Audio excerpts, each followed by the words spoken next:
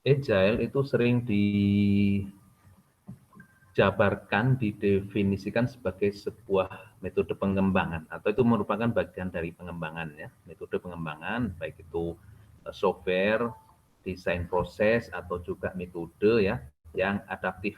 Adaptif ini yang tadi kita katakan sebagai lincah ya, artinya mampu beradaptasi ya, mudah beradaptasi terhadap perubahan lingkungan ya. Jadi mampu beradaptasi, mudah menyesuaikan dengan segala perubahan. Nah ini sangat penting ya, karena kalau kita membangun proses atau kita merancang peranak ya, eh, itu sering ada perubahan ya perubahan spesifikasi proses misalnya ya, atau perubahan lingkungan bisnis, perubahan apa peta bisnis itu harus kita akomodir. Jadi yang kita rancang, proses yang kita rancang atau software yang kita rancang itu harus bisa menyesuaikan. Ya. Nah, adaptif di sini cepat ya, cepat artinya mudah cepat.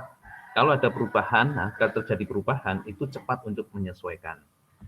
Contoh misalnya ya, um, kalau Anda perhatikan di ini di apa bisnis retail ya, bisnis retail. Bagaimana pebisnis retail itu menyesuaikan dengan tuntutan customer ya. Dulu yang namanya Alfa, Indomart, kemudian Yomart itu mungkin nggak terpikir bagaimana customer itu keinginannya berubah dari berbelanja langsung di outlet menjadi berbelanja di rumah gitu ya. Nah, di samping karena paksaan pandemi gitu. Nah, ini harus mudah menyesuaikan, harus segera disesuaikan. Jadi bagaimana toko retail ini bisa tetap eksis tanpa mengandalkan customer itu walk in ke toko mereka ya. Akhirnya masing-masing itu mengembangkan layanan home delivery atau home shopping ya. Jadi mereka mengembangkan satu platform untuk para konsumen ya, itu nanti bisa diinstal berbelanja dari rumah.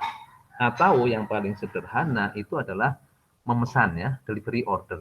Itu paling paling paling sederhana. Dan delivery order itu merupakan perubahan. Itu bagaimanapun sesederhana pun itu adalah sebuah perubahan ya. Artinya itu sebagai antisipasi karena memang tuntutan customer yang seperti itu. Yang lagi berbelanja secara datang langsung ke sana ya. Jadi cepat menyesuaikan. Kemudian ringan ya, ringan artinya jika terjadi perubahan itu tidak merubah semuanya atau tidak merubah secara total.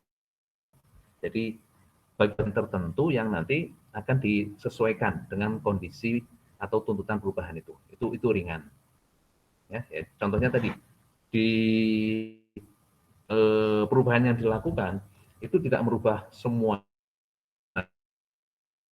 misalnya layout toko, kemudian mekanisme belanja itu tetap eksis ya, tetap dipertahankan, tapi merubah sedikit yaitu dalam dan penampilan katalog misalnya itu ya, itu ringan, ringan. Kemudian contoh yang lebih kompleks lagi misalnya ya, yang kemarin kita juga diskusikan bagaimana PT Pos Logistik dengan Pertamina Lubrikan ya, bahwa PT Pos Logistik itu dituntut untuk membangun sebuah sistem manajemen gudang ya, sistem manajemen gudang yang harus kompatibel ya, yang harus kompatibel dengan sistem yang berlaku di Pertamina ya. Pertamina menggunakan SAP, kemudian kita tidak mungkin belum mungkin menggunakan SAP karena apa? Karena SAP ya itu sebuah platform yang sangat-sangat mahal gitu ya, butuh sumber daya yang sangat besar. Akhirnya kita bangun sendiri warehouse management system ya, dan itu bagian dari perubahan ya.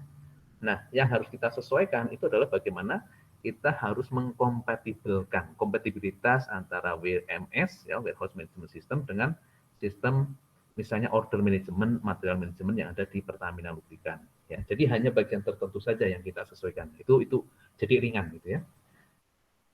Kemudian agile itu juga mengandung pengertian bebas bergerak. Artinya perubahan itu tidak dibatasi ya. Perubahan itu sesuai perubahan dari customer atau klien ya, perubahan lingkungan nanti akan merubah keinginan customer. Keinginan customer itu tidak bisa dibatasi ya, jadi bebas bergerak, bebas berubah. Kemudian agile itu adalah metode yang juga antisipatif. Artinya apa? Pada saat kita merancang, pada saat kita mendesain, itu kan ada proses planning gitu ya. Kita sudah memikirkan nanti ke depan akan terjadi atau kemungkinan akan terjadi perubahan seperti apa, gitu ya. Nah itu antisipatif. Nah contoh yang di retail tadi ya, yang pertama dikembangkan itu hanya sebatas delivery service ya, home shopping, menggunakan delivery man. Tapi antisipasi ke depan kemungkinan nanti tuntutan home shopping ini menjadi budaya bagi masyarakat, bagi customer, maka delivery system ini dikembangkan menjadi yang lebih advance ya, lebih canggih. Jadi mungkin pembuatan katalognya, kemudian cara mengelola untuk delivery-nya, bahkan yang terakhir itu Alfamart dan Indomaret itu sampai membuat satu unit tersendiri atau semacam unit bisnis atau bahkan mungkin anak perusahaan ya. Sekarang mungkin anak perusahaan yang khusus menangani logistik ya. Karena apa? Ya, karena dengan delivery ini menjadi satu unit tersendiri, nanti untuk pengembangannya itu lebih mudah ya, lebih mudah. Jadi nanti ada kemitraan antar unit bisnis yang retail dengan yang logistik. Nah itu jadi agile itu merupakan sebuah metode pengembangan yang mudah menyesuaikan, metode yang mudah menyesuaikan dengan segala perubahan.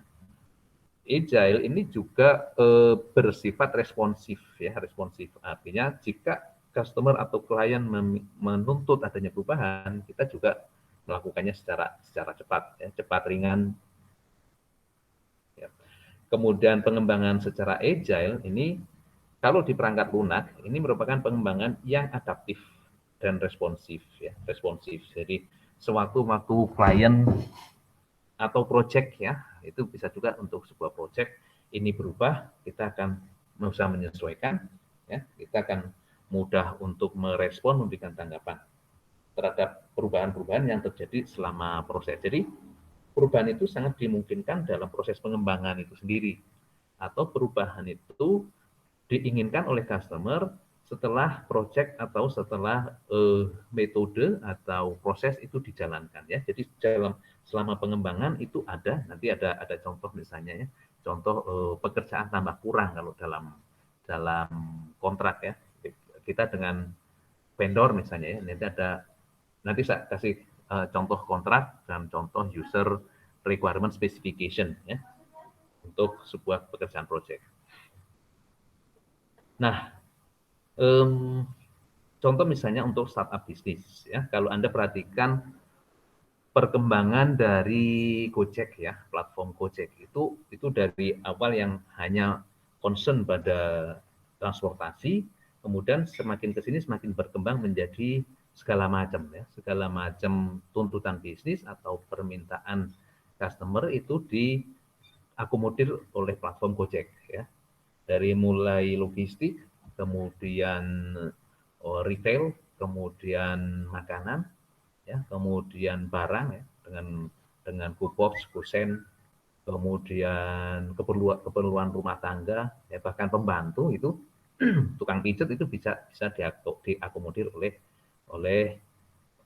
platform Gojek sama Grab, nggak tahu ya kalau Grab ya. Nah, itu contoh ya, sampai fintech ya.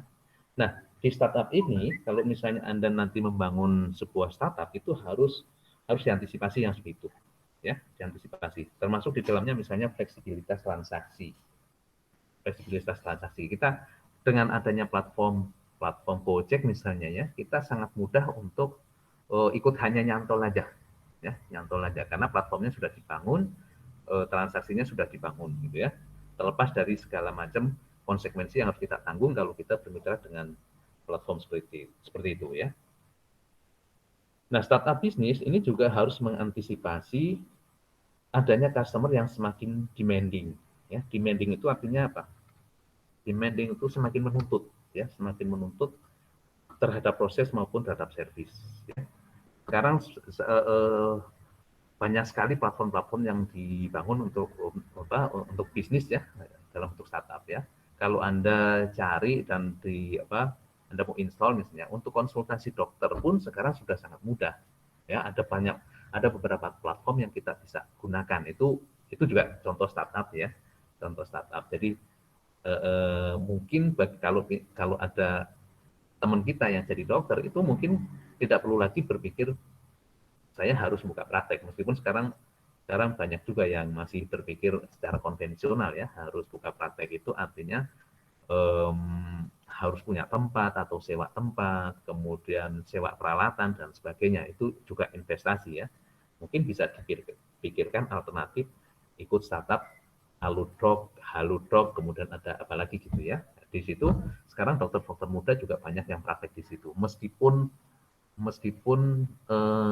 tarifnya murah ya. Kalau Anda lihat kalau melalui Halodoc mungkin satu kali konsultasi hanya mungkin 10 atau 20 ribu, tapi kan itu kan sifatnya massal ya, karena bisa diakses tidak terbatas tempat dan waktu, maka mainnya adalah main volume gitu ya. Nah itu contoh bagaimana agile itu juga melingkup ya, atau sangat populer untuk startup bisnis. Oke. Agile value atau sering disebut sebagai manifesto agile ya. Manifesto agile itu ada 4 manifesto, 4 nilai. Yang pertama itu agile menekankan pada interaksi dan personel ya. Nah, interaksi maksudnya adalah bagaimana antar anggota tim itu saling berinteraksi ya, itu dalam arti kerjasama antar anggota tim. Ini mutlak diperlukan dalam agile. Karena apa? Karena agile itu satu prinsipnya memang kerja tim, gitu ya. Nah, tanpa adanya interaksi yang baik, maka proses pembuatan perangkat lunak atau desain proses itu tidak akan berjalan sesuai rencana. Ya, jadi kemarin kita sudah diskusi tentang pemahaman proses bisnis ya, karena ini proses itu juga nanti dieksekusi atau di own ya, dimiliki oleh banyak pihak ya, apalagi dalam proses desainnya, maka interaksi ini menjadi satu yang mutlak ya. Nah, ini satu nilai dari agile ya. Nah, prinsip ini menekankan bahwa interaksi dan personel lebih penting daripada proses dan alat itu sendiri ya. Jadi proses itu kan dibangun oleh tim ya. Proses itu nggak akan bagus kalau kerjasama atau interaksi di dalam antar anggota dalam tim itu tidak bagus. Itu prinsipnya seperti itu. Itu yang pertama. Kemudian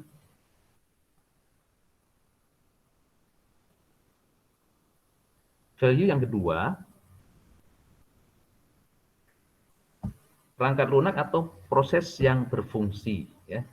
Proses yang berfungsi. Jadi perangkat lunak yang berfungsi lebih penting daripada dokumentasi. Dokumentasi penting, tapi perangkat yang kita bangun atau desain proses yang kita rancang itu bisa digunakan atau tidak ya, bekerja atau tidak, itu yang lebih penting. Jadi di sini perlu dilakukan pengujian ya. Jadi kalau kita bicara perangkat lunak itu salah satu yang sangat penting itu adalah perangkat lunak yang berfungsi sesuai dengan requirement gitu ya, sesuai dengan spesifikasi yang diinginkan oleh klien ya. Demikian juga kalau kita mendesain proses, jadi proses itu bisa dikerjakan nantinya, bisa dieksekusi. Nah, ini lebih penting daripada dokumentasi yang lengkap ya. Dokumentasi yang lengkap itu juga penting karena bagaimanapun dokumen itu nanti akan memandu kita ya, memandu dalam pembuatan proses, desain proses atau pembuatan software ya. Tapi nanti pengujian bahwa software itu berjalan atau tidak, bahwa proses bisa dieksekusi atau tidak, itu jauh lebih penting gitu ya maksudnya.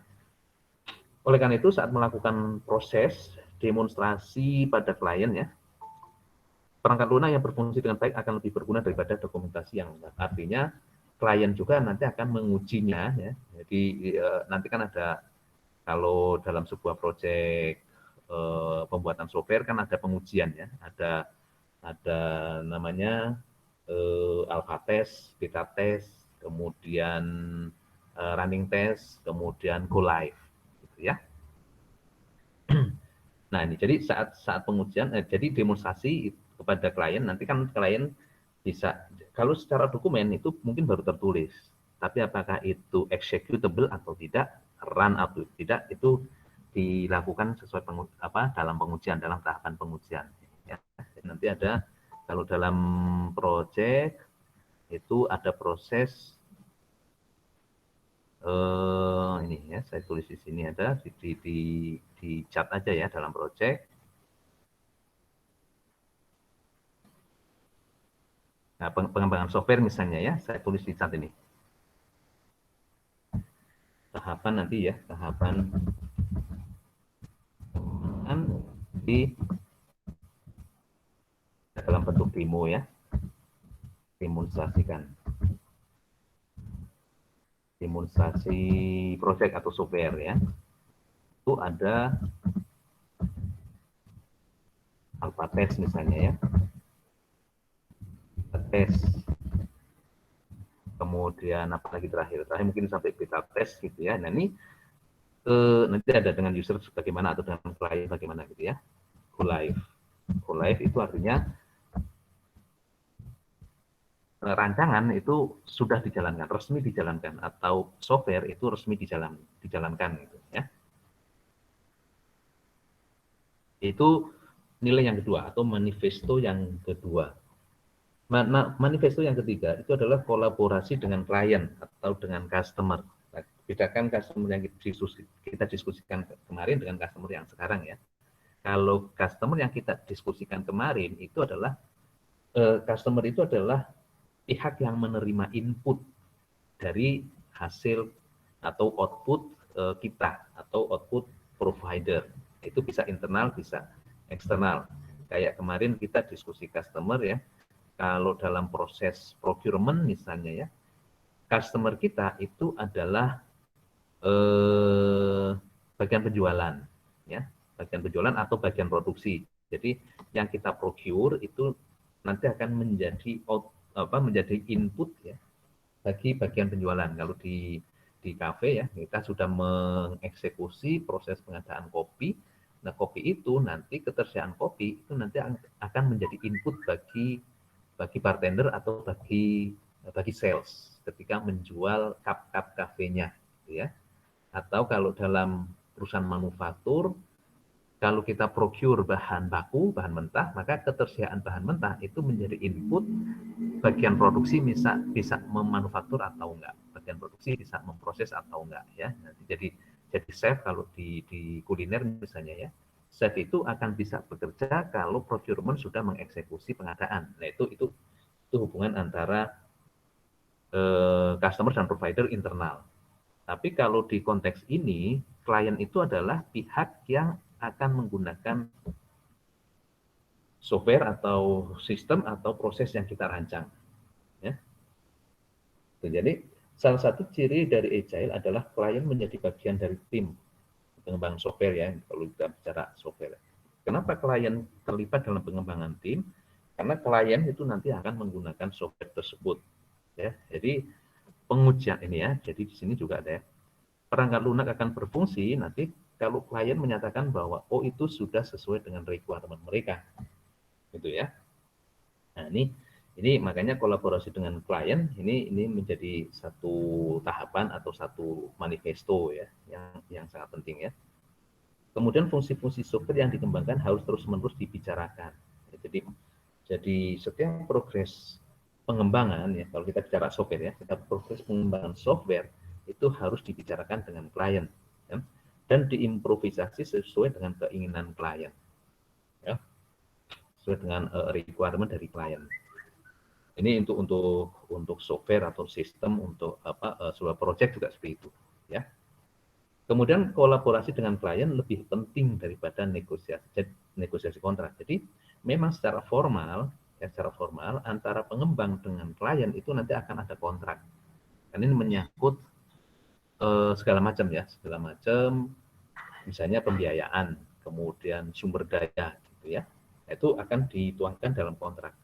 Kontrak itu pasti ada proses negosiasi ya. Negosiasi misalnya dengan spesifikasi pekerjaan seperti ini, spesifikasi sistem seperti ini, nilai proyeknya atau nilai pengembangannya adalah sekian. Itu nanti akan dituangkan dalam kontrak ya. Dan kontrak itu akan dinegosiasikan. Tapi justru lebih penting kita berkolaborasi dengan klien. Ya. Dan dari sisi klien itu juga akan menjamin bahwa kalau dia terlibat, itu nanti akan menjamin sistem yang dikembangkan bisa bekerja atau enggak. Gitu ya. Nah, di sini misalnya ada secara formal ya, baik dokumen itu nanti dalam kontrak itu dilampiri dengan user requirement specification. Ya. Nah, ini ada contoh misalnya ya. Saya coba ini, saya nggak bisa share karena ini dokumen rahasia ya. Ini contoh kelihatan?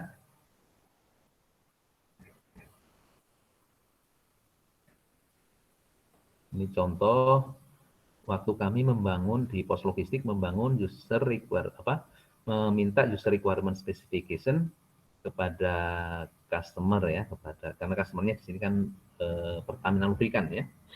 Ini untuk pengembangan WMS interface.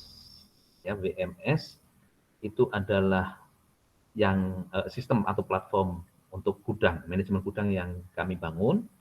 Kemudian MySAP itu adalah platform SAP yang diimplementasikan, yang digunakan oleh grup Pertamina.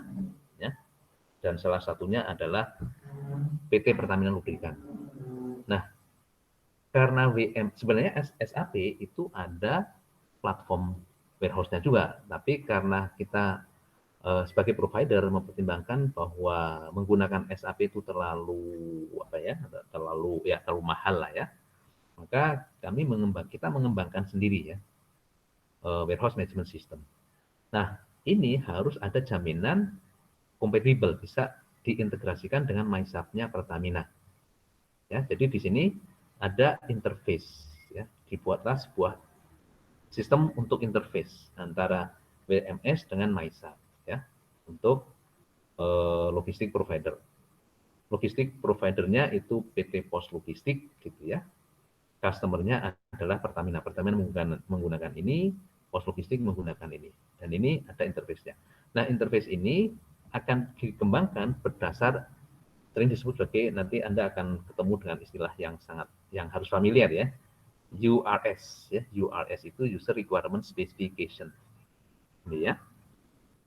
Ini misalnya di sini ini ada semacam introduction atau definisinya ya. Definisinya. Pertamina saat ini mengembangkan proses melakukan ya proses transformasi bisnis dan sedang mengembangkan web service untuk logistik provider ya, jadi provider atau vendor logistik service untuk mengintegrasikan warehouse management system dengan MySAP Pertamina ya. Interface ini akan dikomunikasikan kepada MySAP ya oleh XI. XI itu pengembangnya untuk memanfaatkan, mengambil dan mengirimkan informasi yang terkait dengan warehouse management. Jadi nanti ada informasi di MySAP yang harus diolah oleh WMS ya. Dan sebaliknya ada informasi atau data di WMS yang akan diserap oleh MySAP. Ini definisinya seperti itu ya. Nah, ini ya. Nah, contoh ini dituangkan dalam list ya, interface-nya itu apa saja sih? Itu ya, interface yang akan dikembangkan itu apa saja? Ada daily operation, ada manufacture to Gresik. Gresik itu adalah gudang barang jadi ya. Ya, jadi diangkut dari Pelumpang ke Gresik, kemudian Gresik ke Gudang Turi ya di Surabaya ini. Jadi ini manufacturing-nya ada di Jakarta Utara, yaitu di Pelumpang, kemudian gudang nanti penampungan baik yang can maupun yang bulk itu di Gresik, kemudian nanti ada juga transport dari Gresik ke Gudang Turi itu di Surabaya, ya Surabaya. Ini sebagai DSP. DSP itu panjangannya kalau nggak salah Distribution Service Point, kalau nggak salah ya. Nah di sini ada di setiap ini proses ya, ini prosesnya. Di setiap proses ini nanti ada subproses ya, atau aktivitas. Di sini sudah aktivitas. Jadi misalnya seperti ini, proses daily operation itu aktivitasnya adalah kita melist master data, ya, jadi logistik provider dari gas logistik ke MySAP ke logistik provider lagi gitu ya. Kemudian ini untuk data pengirim apa? Ini adalah list data untuk stok ya, stok. Jadi karena yang ngelola gudang itu provider ya, logistik, PT Pos Logistik, kemudian MySAP yang merekam atau mengelola keuangannya, kemudian nanti ada transfer data, ya, data tentang stok. Kemudian submit physical stock, ya, ini pengiriman stok secara fisik. Itu ya, itu contoh yang disebut sebagai user requirement specification. Bentar saya nyalakan ini dulu, ya turun dulu.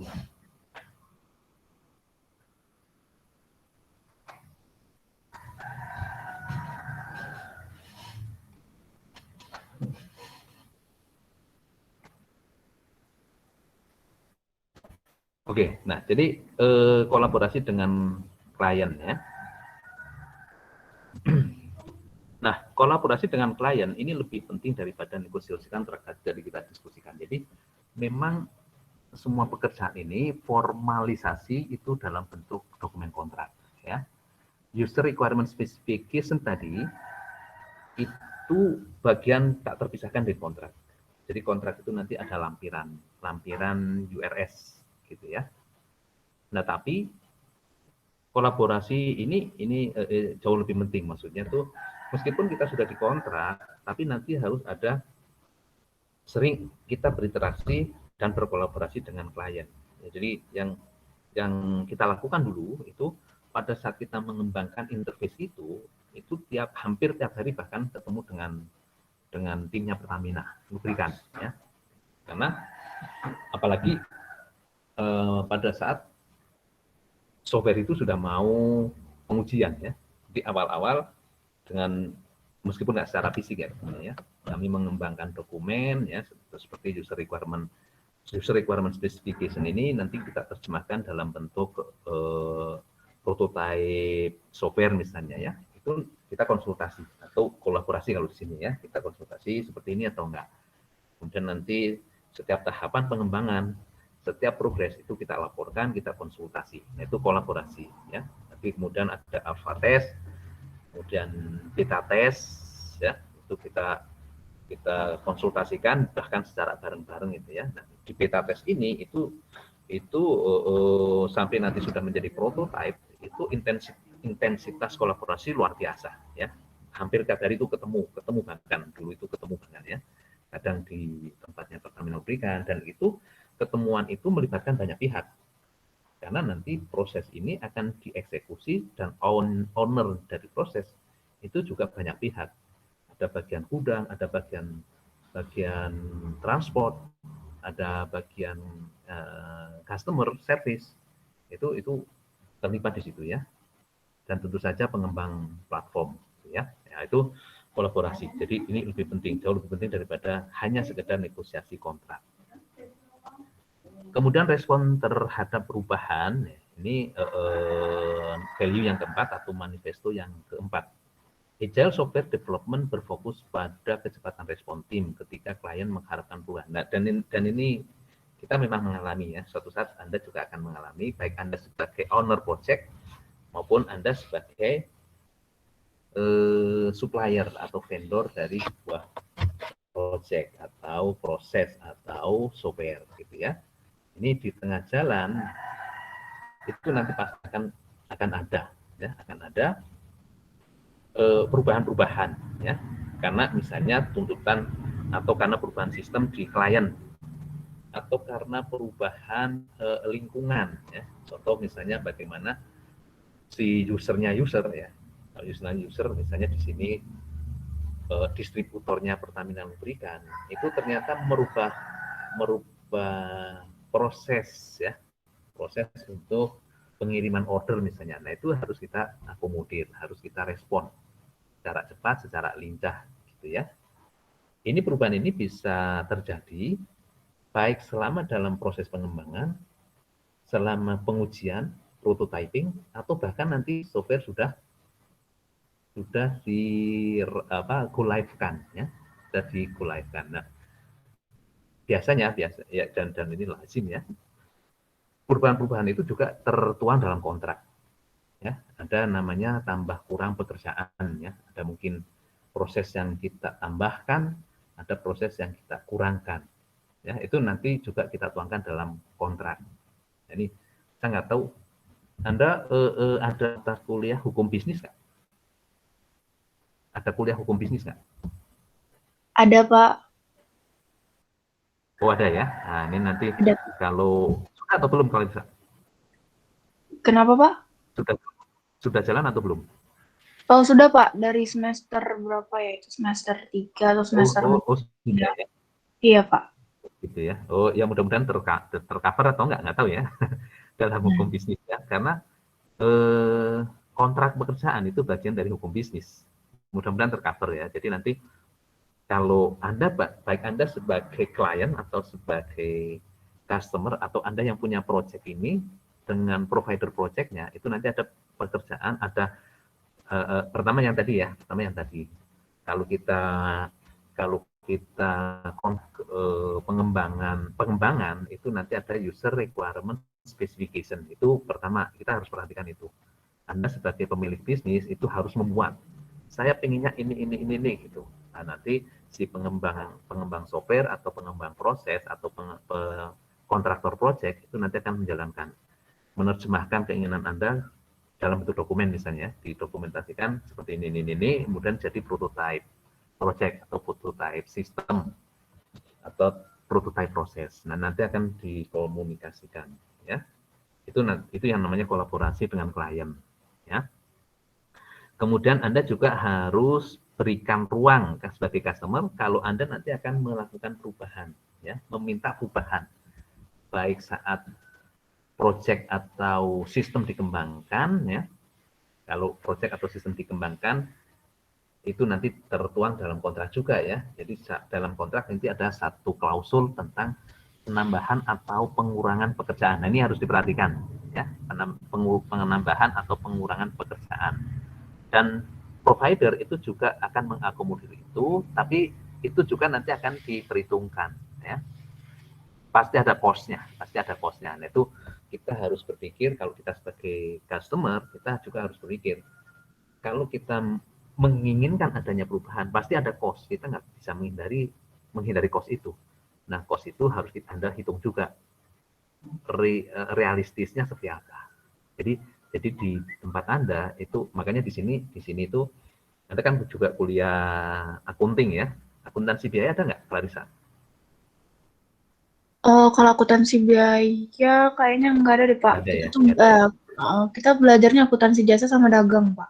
Oh ya ya, akuntansi jasa sama dagang. Iya. Kalau ini pernah nyicipi di akuntansi activity based costing atau costing Oh, berbasis mosting itu ya, Pak. Mosting apa namanya? APC.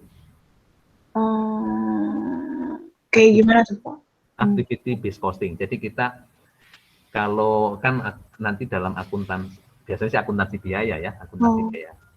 posting ke buku besar itu ya, Pak? Oh, bukan, Oh, bukan. itu kan cuma sekedar proses akuntansi. Iya. Activity based costing itu kita menentukan cost berbasis aktivitas, bukan berbasis material gitu.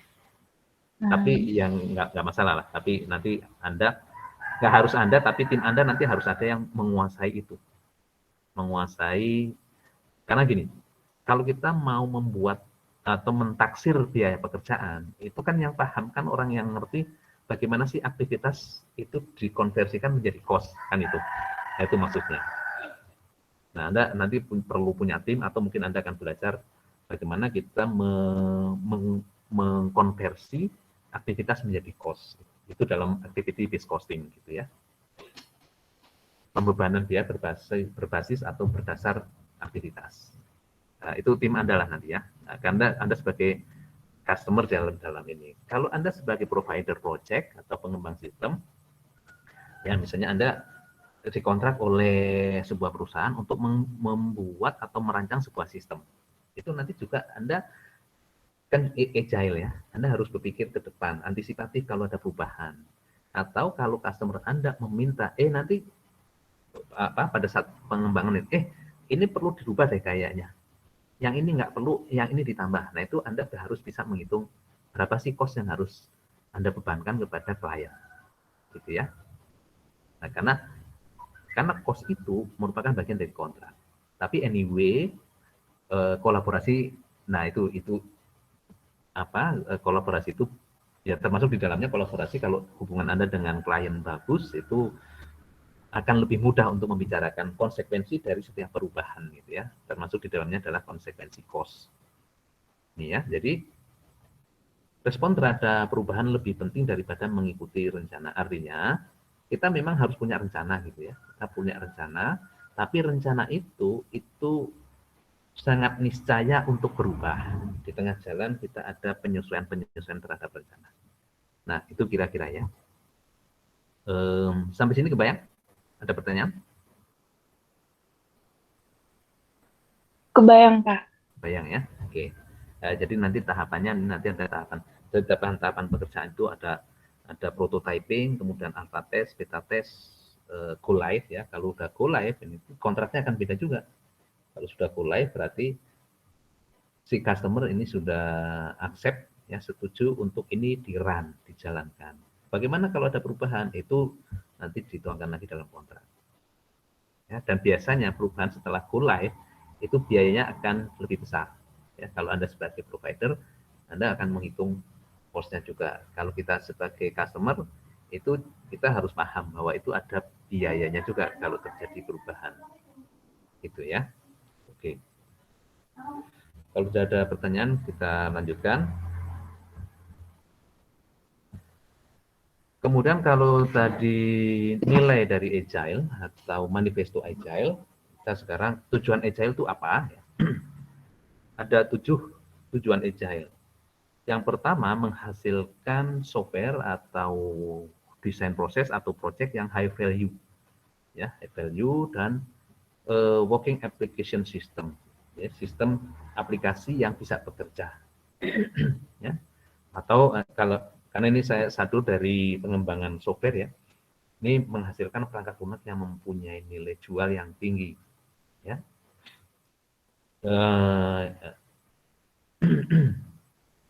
Nilai jual yang tinggi, atau mungkin bagi kita sebagai pengembang sistem atau pengembang proses atau sebagai kontraktor project, itu bukan hanya nilai ya, nilai itu kan bagi customer ya. Ya bagi customer itu ada nilai jual yang tinggi itu bagi customer atau bagi klien kita. Bagi kita itu menghasilkan profit yang besar ya, karena kita kan berbisnis tujuannya kan maximize profit. Caranya gimana? Di samping nilai jual yang tinggi, kita juga bisa mendeliver sistem ini, ya, membangun project, menyelesaikan project atau mendesain proses itu dengan cost yang bisa ditekan, ya, dengan cost yang bisa ditekan. Kalau Anda kebayang kalau dalam pembuatan software cost-nya apa saja sih? Kalau membuat software, kebayang nggak? Atau gini, konsultan, Anda mengkonsultani atau merancang proses itu. Nah, itu nanti juga di ini Clarissa dan kawan-kawan ya. Activity based costing. Mungkin nanti Anda sempatkan baca-baca atau tanya ke teman-teman di FIB ya. Khususnya yang jurusan akuntansi, prodi akuntansi. Di mana sih activity based costing itu apa? Gitu ya. Karena ini nanti sangat knowledge tentang ini itu sangat penting buat Anda ya sebagai pebisnis. Ya, nanti Iya, Pak. kontak teman-teman Anda yang di akuntansi ya, pengen belajar activity based costing ya, itu nanti akan baik Anda nanti berbisnis, Anda nanti menjadi pengembang atau kontraktor project, Anda nanti menjadi konsultan, itu kita harus ngitung activity based costing ya, apa saja unsur-unsurnya nanti Anda pelajari melalui teman Anda atau mungkin mau autodidak silakan ya, karena ini kita nanti bagaimana sih kita bisa kita menghitung cost itu seperti apa. Ini sangat berbeda costing untuk manufacturing ataupun jasa ataupun dagang, sangat beda. Kalau manufaktur itu cost-nya kan akuntansi biayanya kan nanti kita bicara tentang harga pokok produksi. Ya, harga pokok produksi di dalamnya ada biaya tenaga kerja langsung, ada biaya material, ada biaya overhead, gitu ya. Kemudian harga pokok produksi ditambah biaya lain-lain, biaya umum, ada biaya pemasaran, ada biaya general ya, biaya umum, administrasi umum, pemasaran, kemudian biaya macam-macam gitu ya, yang non produksi itu nanti akan menjadi harga pokok penjualan. Harga pokok penjualan kita set profit berapa persen dari HPP, dari C, C, COGS ya, atau harga pokok penjualan, itu nanti akan menjadi harga ya, menjadi selling price. Nah, cara menetapkan profit itu Anda harus perhatikan juga masalah mampu bersaing atau enggak di industri. Harga yang ditetapkan oleh pesaing itu berapa, itu nanti Anda harus perhatikan dalam penetapan dalam pricing ya, selling price-nya berapa. Itu kalau kita bicara manufacturing. Kalau kita bicara perusahaan dagang itu lebih simpel lagi ya. Harga pokok penjualan, karena nggak ada produksi berarti harga pokok penjualan ya. Jadi harga pokok penjualan itu nanti kita belanja berapa, kemudian kita jualan berapa, kemudian harga pokok pembelian berapa ya, adanya harga pokok pembelian ya, kemudian biaya umum berapa, itu nanti harga pokok penjualan ya. Harga pokok pembelian ditambah harga pokok penjualan tambah profit margin itu menjadi selling price. Itu kalau di perusahaan dagang lebih simple. Kalau di perusahaan jasa, nah ini mungkin nanti lebih mirip ke jasa ya, activity based costing. Nah ini ya, jadi value buat kita sebagai provider itu adalah profit, maksimum profit. Value buat customer itu apa? Value buat customer itu bagaimana software atau project atau proses itu bisa diimplementasikan dan mensupport, mendukung proses bisnis mereka. Gitu ya. Ini tujuan yang pertama. Tujuan yang kedua, Agile, ada satu prinsip dalam Agile yaitu iteratif, inkremental, dan evolusioner. Ya, metode pengembangan itu harus bersifat iteratif. Iteratif itu artinya ada pengulangan-pengulangan, ya, pengulangan ya. Jadi artinya ada proses dikerjakan, kemudian belum mencapai standar, kemudian diulang lagi, belum mencapai standar, diulang lagi sampai ketemu standar. Contohnya apa misalnya ya? Misalnya kalau yang kami lakukan dulu ya, pada saat merancang interface antara WMS dengan MySAP-nya Pertamina ya, itu ada tes-tes tadi ya, ada prototyping, kemudian alpha test, beta test. Nah itu proses pengulangan, proses iteratif ya, iteratif. Jadi kita rancang seperti ini, progresnya seperti ini, kita konsul ke klien, Pak PL ini gini, oke kita tes, oh belum sesuai dengan user requirement specification misalnya, atau sudah sesuai tapi ada perubahan, kita ulang lagi, gitu ya. Itu iteratif ya. Inkremental itu bersifat ada penambahan ya, penambahan atau pengurangan. Jadi ada dari rencana semula kemudian ada perubahan, itu namanya inkremental ya. Inkremental. Jadi ada perubahan kita sesuaikan, ada perubahan kita sesuaikan. Nah, pengulangannya itu disebut iteratif. Iteratif. Kalau dalam operation research atau riset operasi bisnis ada ya proses iteratif. Kalau Anda menggunakan membahas optimasi ya, teori optimasi atau penghitungan optimasi, itu nanti ada proses iteratif ya, menggunakan simplex misalnya, itu ada iteratif, perhitungan ulang sampai ketemu perhitungan yang optimal. Kalau ini sampai memenuhi URS dan perubahan-perubahan yang diinginkan oleh klien ya. Dan evolusioner itu artinya cepat ya. Kenapa harus cepat? Karena ya perubahan itu memang cepat. Ya. Tujuan yang ketiga itu cost control dan value driven development. Ya. Mengembangkan perangkat lunak atau sistem atau proses atau project itu harus sesuai dengan kebutuhan pengguna ya, dengan biaya yang terkontrol.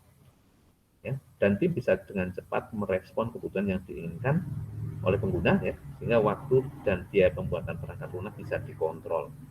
Ya. Kita bekerja kalau kita sebagai provider pengembangan sistem atau provider atau sebagai konsultan ya, pengembangan desain proses atau project itu kita ya tadi ada kaitannya dengan ini. Kita harus selalu berkolaborasi dengan klien ya. Karena apa? Karena kita juga ada kendala, ada keterbatasan, maksudnya constraint ya. Constraint kalau di operation research itu namanya constraint. Constraint yaitu adanya constraint waktu dan sumber daya. Ya. Constraint waktu dan sumber daya itu nanti akan berdampak pada cost. Nah, agar cost-nya sesuai dengan rencana atau sesuai dengan harga yang kita propose atau kita tawarkan, kita offer kepada klien, maka kita harus melakukan kontrol ini. Ya. Sesuai dengan kebutuhan pengguna. Jadi kita cepat merespon kebutuhan pengguna sehingga waktu ya timeline project itu bisa kita manage. Jadi waktu yang sudah disepakati dalam kontrak itu nanti bisa kita penuhi ya. Biayanya itu sesuai dengan yang kita sudah tetapkan dalam costing ya. Kemudian tujuan yang keempat itu adalah high quality production ya. Jadi kita memproduksi, kita membuat rancangan sistem yang berkualitas tinggi ya. Kualitas perangkat lunak yang dibuat tetap terjaga meskipun waktu dan biaya lebih sedikit, maksudnya waktu dan biayanya itu tercover lah ya, efisien. Kalau sudah disetujui oleh klien ya itu adalah biaya yang reasonable ya, yang di sisi klien itu sudah bisa memperkirakan value yang didapat. Dari sisi kita sudah mengcover seluruh biaya yang kita bebankan di situ dan ada profit. Tujuan yang kelima itu software yang kita kembangkan atau project yang kita selesaikan itu fleksibel dan dengan risiko yang bisa dikelola ya, flexible and risk management. Pertemuan dengan klien untuk melakukan tes perangkat lunak dapat sering dilakukan ya. Tadi kita tentukan formalnya itu nanti ada proses-proses testing ya, prototyping, testing dan go live atau run. Tapi informalnya itu nanti antara kita dengan klien itu sering duduk bareng ya, kita sering melakukan konsultansi ya, konsultatif, sering disebut sebagai konsultatif event ya, atau konsultatif meeting, itu harus sering dilakukan. Nah, fungsional perangkat lunak mudah diubah dan akhirnya kegagalan perangkat lunak pun bisa diminimalisir. Ini risiko yang mungkin muncul itu adalah gagalnya sistem ya, gagalnya proses atau sistem yang tidak jalan atau proses yang tidak executable. Nah, karena nanti kita harus mengakomodir adanya perubahan, maka sistem kita kembangkan atau cara kerja kita fleksibel ya. Kita harus sering ketemu dengan klien untuk mendiskusikan setiap progres ya. Sehingga uji atau testing itu juga bisa dilakukan sewaktu-waktu dengan klien ya. Nanti ada uji formalnya dan uji informalnya tadi ya, sewaktu-waktu bisa dilakukan sehingga risiko kegagalan sistem atau ketidakberjalannya sistem itu bisa ditekan, bisa kita manage. Kemudian tujuan keenam itu adalah kolaborasi ya. Tim pengembang harus sering bertemu untuk membahas perkembangan proyek dan menambahkan feedback dari klien ke dalam perangkat lunak. Jadi yang tadi kita diskusikan ya, ada pekerjaan yang tambah kurang ya, mungkin ada perubahan-perubahan ya, perubahan dari rencana awal atau perubahan dari URS ya, user requirement spec, perubahan rencana gitu ya, itu kita akomodir karena ada masukan dari klien ya. Oleh karena itu kita harus berkolaborasi baik dengan klien maupun antar anggota tim ya. Tadi yang pertama itu interaksi antar anggota tim itu dalam value ya. Kemudian tujuan yang ke-7 ya, itu adalah self-organizing dan self-managing team. Jadi tim yang bisa mengorganize diri sendiri, bisa memanage diri sendiri. Dan ya, jadi salah satu ciri dari agile adalah bahwa klien itu menjadi bagian dari tim. Ya, kita melibatkan klien. Ya. Kemudian fungsi-fungsi software yang dikembangkan harus terus-menerus dibicarakan dan diimprovisasi sesuai dengan keinginan klien. Oleh karena itu, ya ini yang dimaksud. Jadi tim itu selain tim inti itu para pengembang, ya, para anggota tim di kita juga melibatkan klien sebagai anggota tim, ya, bisa sebagai peninjau, bisa sebagai konsultan, ya, bisa sebagai reviewer, ya, atau tester nantinya, gitu, ya.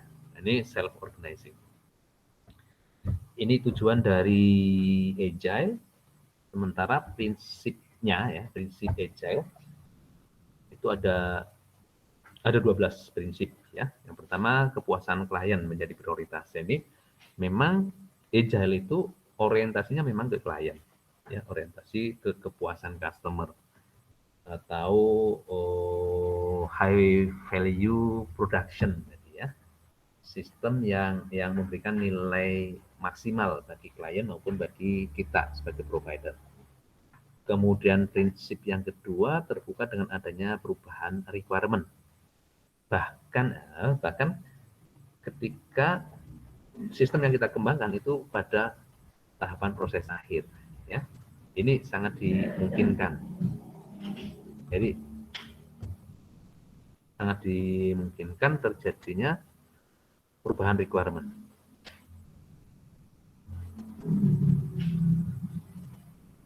Oke.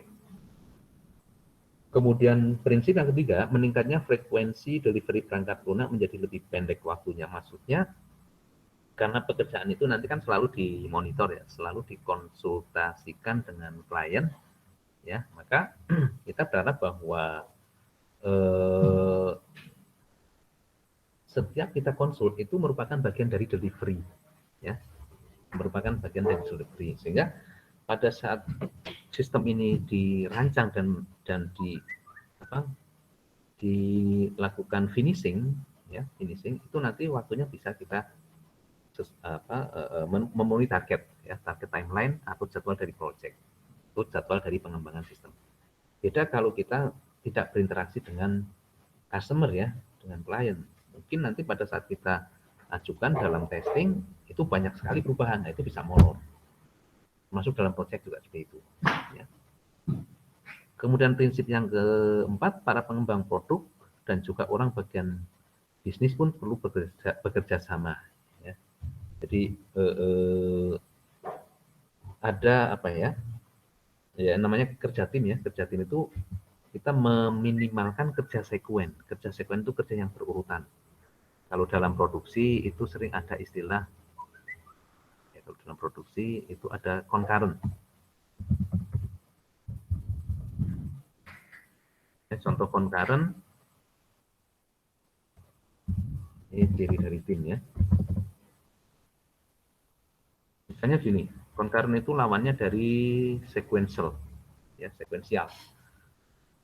Kalau kita bicara di pengembangan produk, ya, pengembangan produk itu nanti kan ada tahapan-tahapan dari mulai identifikasi keinginan customer, ya, kemudian menerjemahkan keinginan customer menjadi desain, ya, desain produk atau desain proses. Kalau dalam manufaktur itu desain produk, dalam servis itu desain proses, gitu, ya. Nah, ini ada tahapan, memang itu bertahap, dari identifikasi keinginan customer, ya, customer needs atau customer expectation, ke desain produk atau proses, itu memang tahapan yang sekuen. Nah, dalam kalau pengembangan produk yang bersifat sekuen, ya, sekuensial, itu urutan itu dijadikan patokan urutan oleh unit juga. Yang berinteraksi secara kental dengan customer itu kan orang marketing, ya, orang marketing dan sales. Jadi ada komunikasi pemasaran, ada promosi, ada identifikasi keinginan customer. Itu yang memperoleh tahap pertama itu adalah orang marketing, ya. Nah, orang marketing itu nanti menerjemahkan keinginan customer menjadi keinginannya perusahaan, ya. Jadi bagaimana perusahaan harus memenuhi keinginan customer, itu hasil penerjemahan orang marketing. Nah, ada kemungkinan atau ada risiko menerjemahkannya itu salah. Ya, jadi secara desain mungkin salah.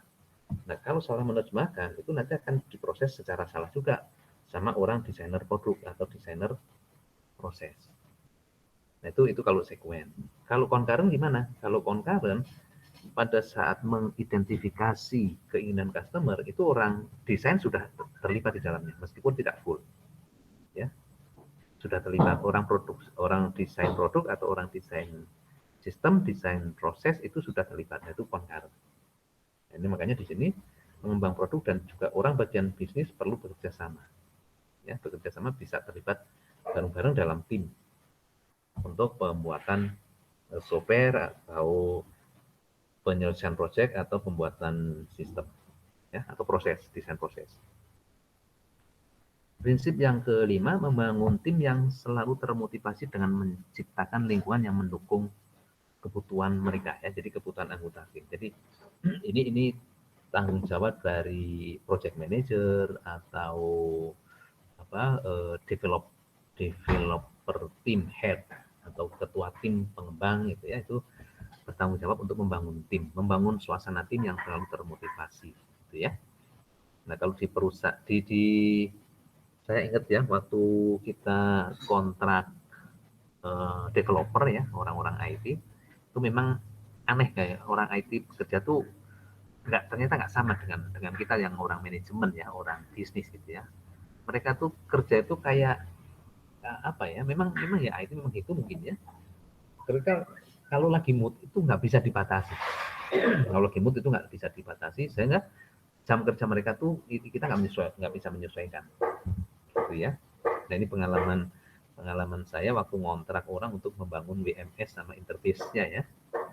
Jadi kita kalau di bisnis kita orang pekerja gitu ya.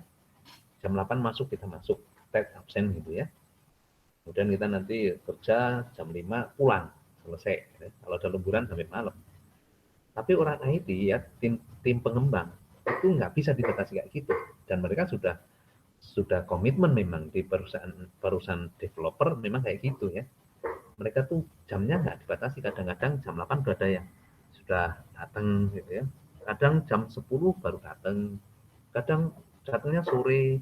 Tapi kalau udah sore itu bisa nginep di kantor. Ya, dan kita ternyata ya kita sebagai customer-nya, sebagai klien kita menyesuaikan ya. Kita menginginkan kita lakukan tes, kita sepakati waktunya yang bagi mereka nyaman, bagi kita juga nyaman. Seperti itu ya.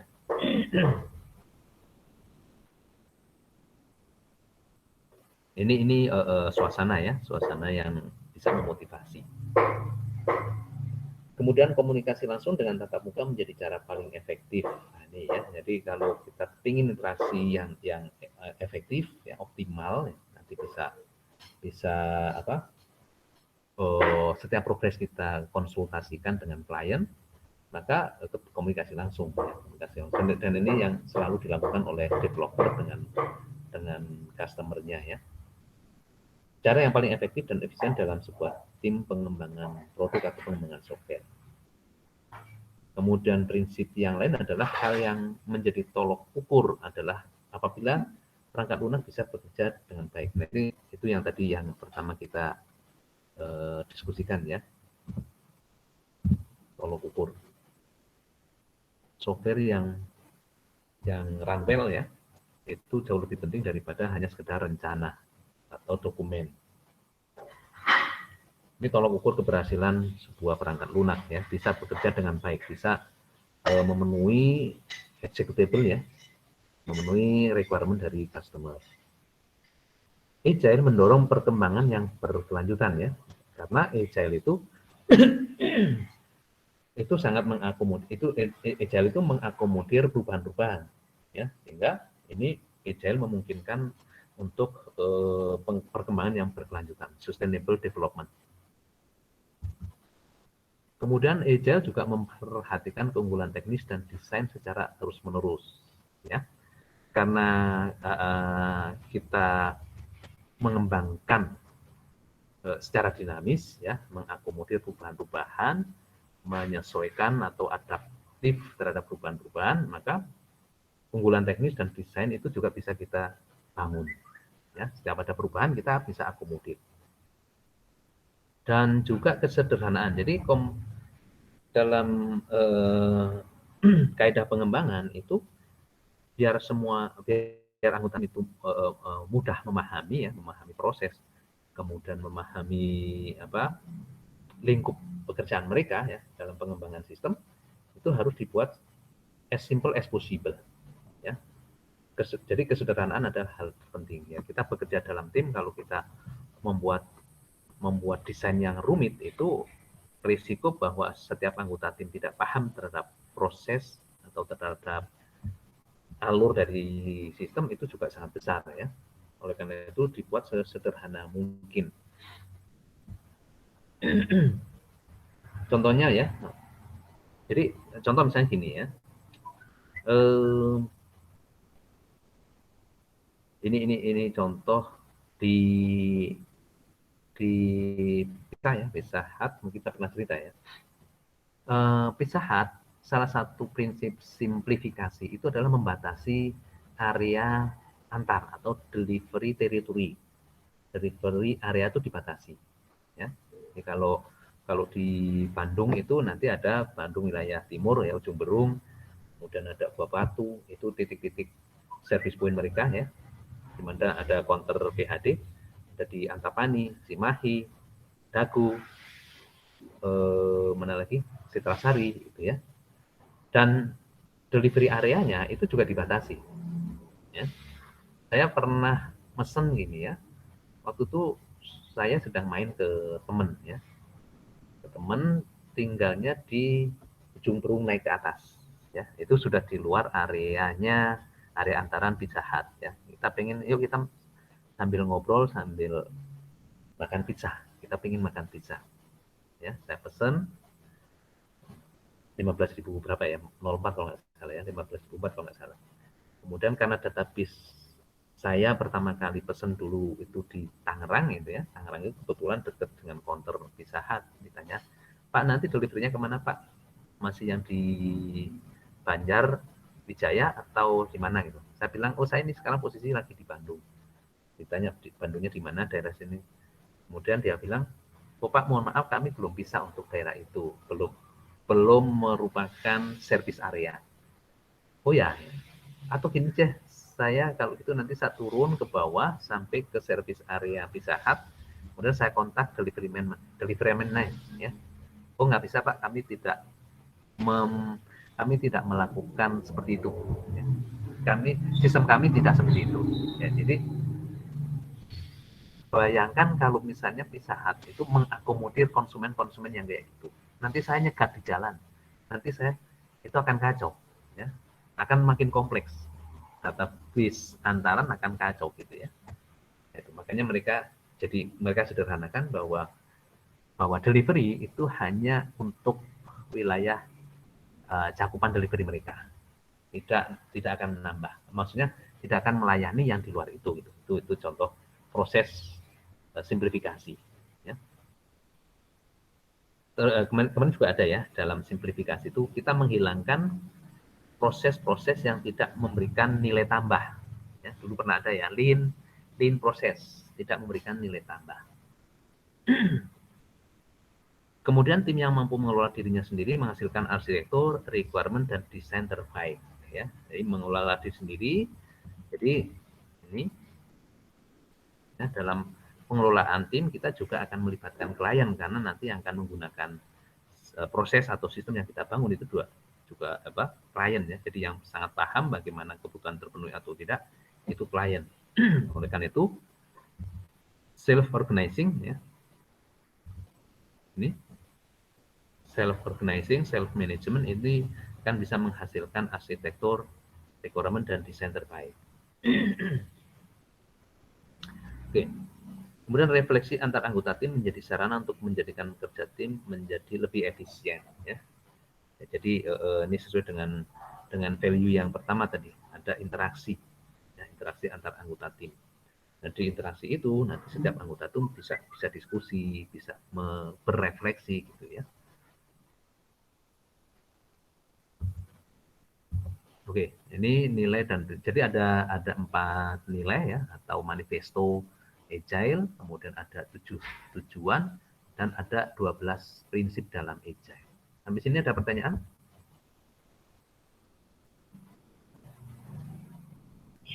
Belum, Kebayang Pak.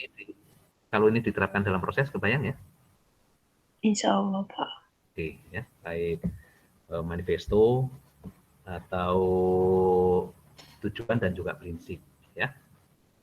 Ini memang Anda nanti kalau misalnya ada project atau ada Anda membangun bisnis, ini agile, konsep-konsep dalam agile itu bisa Anda buka kembali dan bisa Anda ikuti untuk bagaimana proses yang Anda bangun dalam menjalankan bisnis itu bisa agile gitu ya.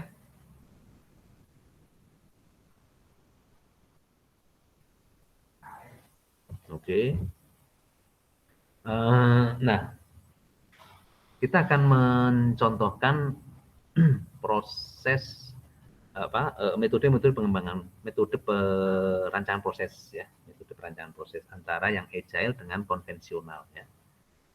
Ini saya ambil dari, nanti Anda bisa cek di webnya medium.com ya.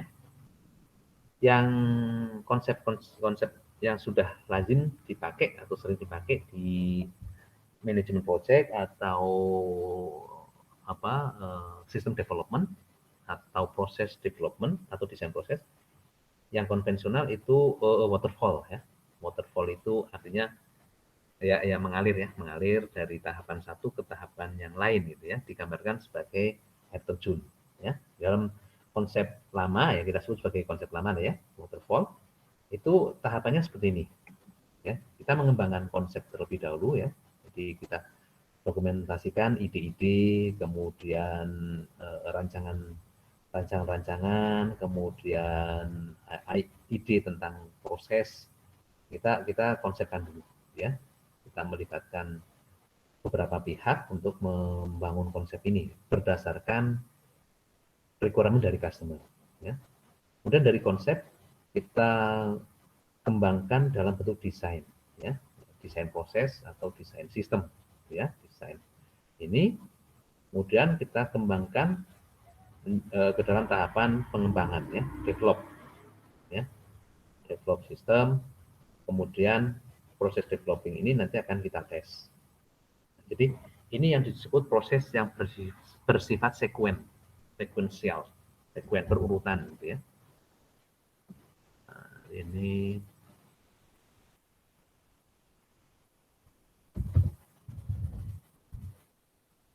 ya, jadi ini prosesnya berurutan seperti ini.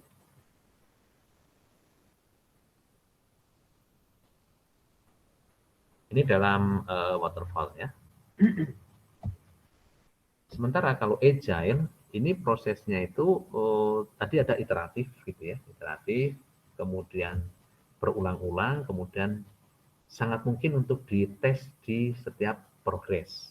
Kalau di sini kan kita di konsep apa bisa dites, nggak bisa, kita ngetes konsep apa yang mau kita tes ya. Desain mungkin bisa ya, desain itu cuma di review aja, nanti di review. Jadi desain itu nanti dikonsultasikan dengan klien. Oh ini desainnya kayak gini, tapi kan desain nanti bentuk akhirnya kayak apa itu belum bisa kebayang gitu ya. Baru paling di sini baru review ya, review desain. Kemudian pada saat develop ini juga nanti paling develop baru tes itu bisa dilakukan di sini ya. Nah, kalau kita melakukan testing di sini kan sudah waktunya sudah kepake ya. Sudah kepake. Nah, nanti kalau ada perubahan itu akan makan waktu lagi, mungkin jangan-jangan kita merubah lagi konsepnya. Ya, merubah lagi desainnya gitu ya. Karena apa? Karena testing baru dilakukan tahap ini dan di sini ya. Jadi ini di review juga baru dilakukan testing. Nah, kalau terjadi perubahan, apa yang harus kita lakukan? Mungkin akan ke sini lagi. Nah, itu butuh waktu lama berarti kan. Nah, kalau agile namanya juga agile ya, lincah ya. Sewaktu-waktu bisa kita adaptif ya, lincah, adaptif, cepat ya. Jadi di sini desain, test, desain, develop, test. Ada perubahan, desain lagi, develop, test. Ya. Nah, ini perbedaan dari sisi bentuknya ini ya. Ini bentuknya kayak viral. Ya, karena antara desain dan develop ini sekuensinya sangat pendek, ya. Atau bahkan desain dengan develop nanti ada penyesuaian, itu bisa saja concurrent ya. Jadi ada concurrent di sini, concurrent bersama-sama. Saat kita mendevelop, mungkin user atau klien sudah pengen, oh ada perubahan, karena di sini kita selalu konsultasi ya. Di sini selalu ada, dan tim kita itu juga melibatkan klien ya, melibatkan klien baik sebagai reviewer, sebagai konsultan juga ya klien kita itu. Nah, sehingga di sinilah yang disebut sebagai concurrent. Kalau di sini kan sekuen, murni sekuen. Nah, di sini makanya waktunya bisa lebih pendek. Ya. Kemudian ini ada desain, kemudian develop, kemudian iterasi. Nah, ini prosesnya berulang-ulang gitu ya. Iterasi, desain, konsultasi, develop, konsultasi. Ada perubahan langsung desain lagi, develop, konsultasi. Nah, itu dilakukan secara berulang-ulang. Ini perbedaan karakter antara proses non-agile dengan proses yang agile. Ya. Non-agile misalnya kita angkat contoh yang metode waterfall. Kemudian, nah ini perbedaannya dari sisi karakter waterfall itu proyek dibagi dalam beberapa fase yang tadi ya sekuen, sementara kalau agile itu proyek lebih cepat dirilis ya. Jadi tahapan-tahapan proyek itu proyek itu dipecah dalam proyek sub proyek yang lebih kecil, dan nanti dikerjakan secara simultan ya, simultan atau concurrent. Kalau di konsep lama waterfall itu sekuen ya, gelondongan, kemudian nanti dibagi dalam tahapan-tahapan yang sekuen. Dalam waterfall itu menekankan pada perencanaan, jadwal, deadline, dan implementasi keseluruhan. Ya. Sementara kalau dalam agile ini perubahan requirement dapat sering terjadi. Jadi sewaktu-waktu bisa saja kita merubah desain, bisa saja kita pada saat mendevelop ada perubahan, kemudian kita iterasi, bangun lagi gitu ya. Kemudian dalam waterfall kontrol yang ketat dalam siklus hidup project. Jadi dalam setiap sekuen itu ada controlling ya. Dan hasil kontrol itu dituangkan dalam dokumen yang tertulis. Nah, agile nggak seperti itu. Agile itu lebih mungkin lebih informal ya. Kalau saya melihat ya kebetulan di di pos logistik dulu itu ada pekerjaan yang sifatnya project, ada pekerjaan yang sifatnya agile ya, kayak pengembangan sistem WMS itu sendiri, kemudian interface WMS dengan MySAP itu agile ya. Tapi ada juga pekerjaan project. Pekerjaan project dulu yang kami lakukan itu pada saat membangun warehouse untuk ini distribusi produk Unilever ya, produk Unilever, kemudian ada distribusi makanan sehat dari Kementerian Kesehatan, itu project, basisnya project. Itu memang sangat beda ya, sekuensialnya terasakan kalau di project. Bangun warehouse, bangun gudang gitu ya, gudang fisik itu project. Sementara kalau WMS-nya itu dibangun basisnya agile ya, basis tim developer yang bekerja secara agile. Tim mengorganize dirinya sendiri ya. Ini proyek dibangun antar tim, bekerja dalam kecepatan yang bisa diperhatikan, yaitu tadi kita sangat apresiasi dengan teman-teman di developer ya. Mereka meskipun standar waktunya kita nggak bisa kekang ya, tapi mereka kan memanage diri mereka sendiri. Kadang-kadang malam-malam datang karena lagi mood gitu ya. Jadi, waduh jam segini kita mau pulang, kalau udah datang ya, silakan aja. Ya, kita kasih ruangan, silakan enjoy gitu ya. Toh semuanya sudah tertuang di kontrak. Ya. Pagi-pagi kita masuk kantor, mereka mau pulang karena semalam bekerja gitu ya. Kemudian tim dapat mereview tingkat keberhasilan ya. Ya, tim dapat mereview tingkat keberhasilan dan kegagalan karena apa? Karena dalam tim itu juga melibatkan klien ya yang punya project. Desain dan implementasi disusun sesederhana mungkin tadi ya. Ini perbedaan karakter antara waterfall dengan agile. Kelebihan waterfall itu relatif mudah dimengerti dan mudah digunakan ya, karena itu urutannya yang sequence itu memang relatif lebih mudah untuk dipahami gitu ya. Requirement dari sistem bersifat stabil ya, jadi perubahan sangat kecil ya, perubahan desain, perubahan konsep itu sangat kecil terjadi. Kemudian dalam manajemen kontrolnya baik dalam manajemen kontrolnya, jadi kontrolnya pun mudah. Bekerja dengan baik ketika kualitas lebih diutamakan dibanding dengan biaya dan jadwal atau deadline ya. Nah, jadi kalau proyek itu mengedepankan kualitas, itu memang nanti ada risiko jadwal atau deadline itu bisa molor ya. Tapi biasanya proyek itu berbasis pada jadwal juga. Ya. Risikonya apa? Kalau mengedepankan jadwal, mungkin kualitas pekerjaan jadi tidak baik karena ngejar target jadwal dan biaya gitu ya. Sementara dalam agile prosesnya iteratif dan incremental. Iteratif itu berulang gitu ya. Satu desain, kemudian direview, kemudian ada perubahan, itu incremental gitu ya. Itu diulang lagi gitu ya.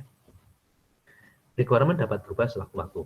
Ini memang ini sangat jadi kepiawaian tim developer head of team developer itu nanti juga sangat dituntut ya, bagaimana mempertahankan atau memotivasi anggota tim ya, karena requirement bisa sewaktu-waktu berubah ya.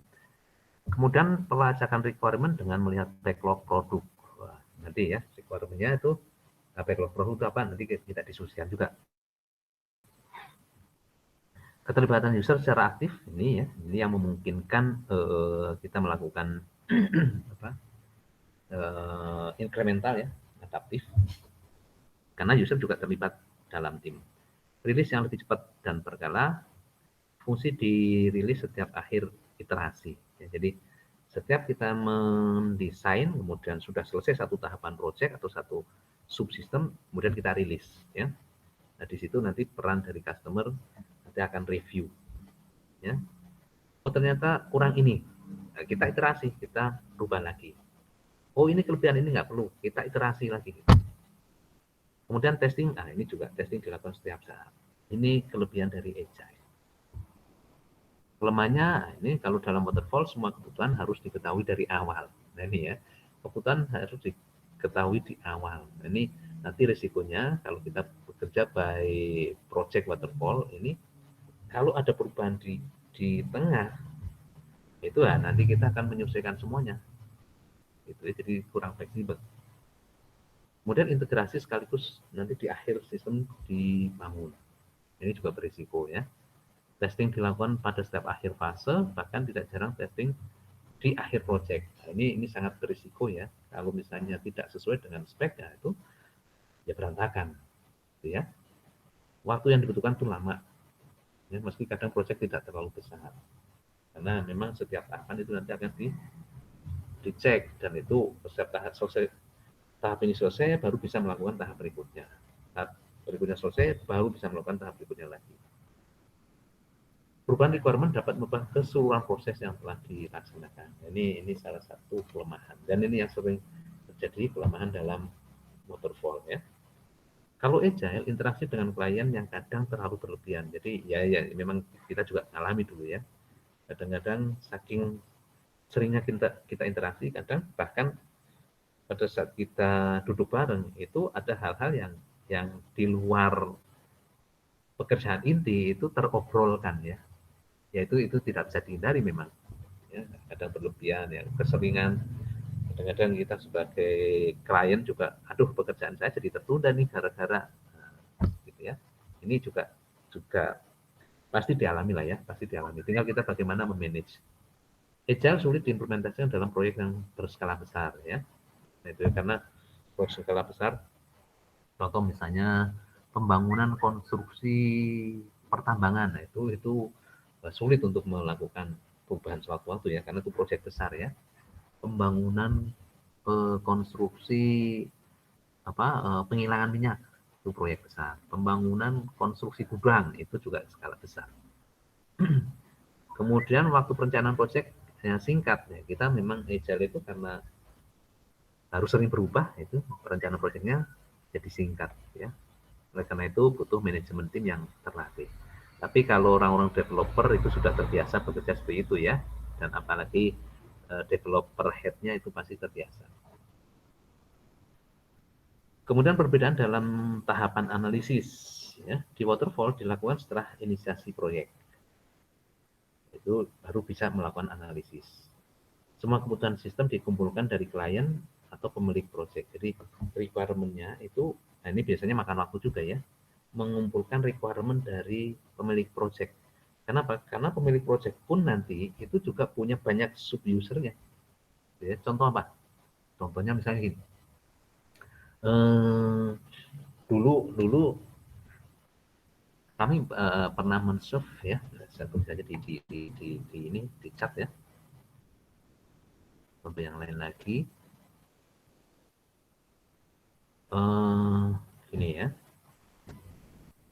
PT Antam kebetulan nih klien kami BUMN juga, karena ada sinergi BUMN zaman dulu ya. Antam membangun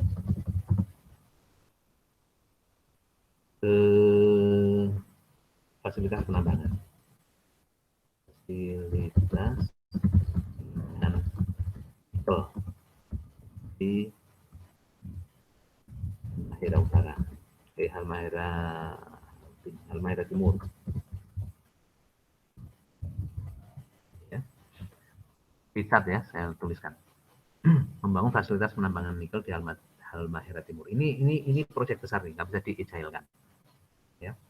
Nah, karena Antam nggak punya kompetensi untuk membangun itu, maka Antam melelangkan proyek ya kepada perusahaan-perusahaan kontraktor, perusahaan karya lah, kalau di BUMN disebutnya perusahaan karya ya, dan yang dapat PT Wijaya Karya.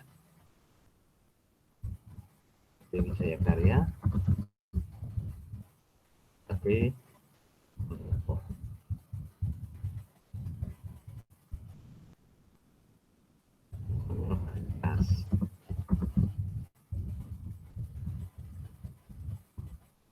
ya. Dalam membangun fasilitas banyak sekali material dan alat-alat yang harus di-move ya, dipindah dari satu tempat ke tempat lain, bahkan impor ya. Contoh misalnya alat-alat kayak crane, kemudian tiang pancang, peralatan konstruksi itu harus dipindahkan. Ada yang dari Surabaya, ada yang dari Jakarta, ada yang dari Makassar, bahkan ada yang impor ya. Nah, Wijaya Karya itu tidak punya kompetensi untuk memindahkan itu. Maka PT Wijaya Karya juga melelangkan, mensubkontrakan dengan lelang ya. Terus siapa yang punya kompetensi di bidang itu adalah perusahaan logistik ya. Maka dilelangkan dan hasilnya dapat proyek gitu ya. Jadi yang serve ya perusahaan logistik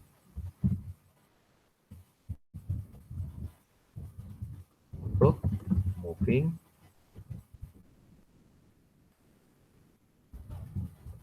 dan logis.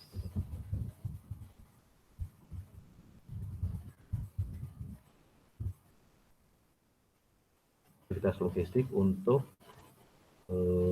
sarana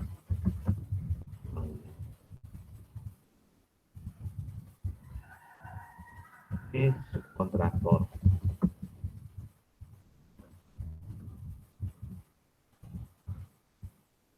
ya. Nah ini jadi berada ya supply chain kali ini ya. Kemudian tadi kita bicara apa tadi ya, analisis ya. Ini ya, ini nih, semua kebutuhan sistem dikumpulkan ini, kita sedang bicara ini. Semua kebutuhan sistem dikumpulkan dari klien atau pemilik proyek. Nah, jadi pemilik proyeknya itu sebenarnya Antam, gitu ya. Antam itu punya proyek untuk membangun fasilitas penambangan.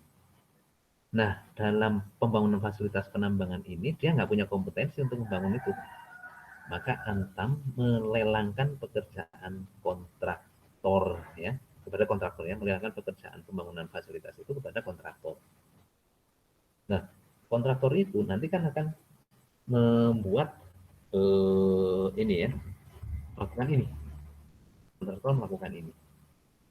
Nah, dalam pembuatan desain pekerjaan, developing pekerjaan, itu ada alat-alat yang harus dipindah. Ya. Harus di-move, harus ditransport, harus disimpan, harus di-loading, di-unloading, harus nyewa kapal, harus nyewa truk, harus menyebarang, harus impor, dan sebagainya. Wijaya Karya itu nggak punya kompetensi di bidang itu.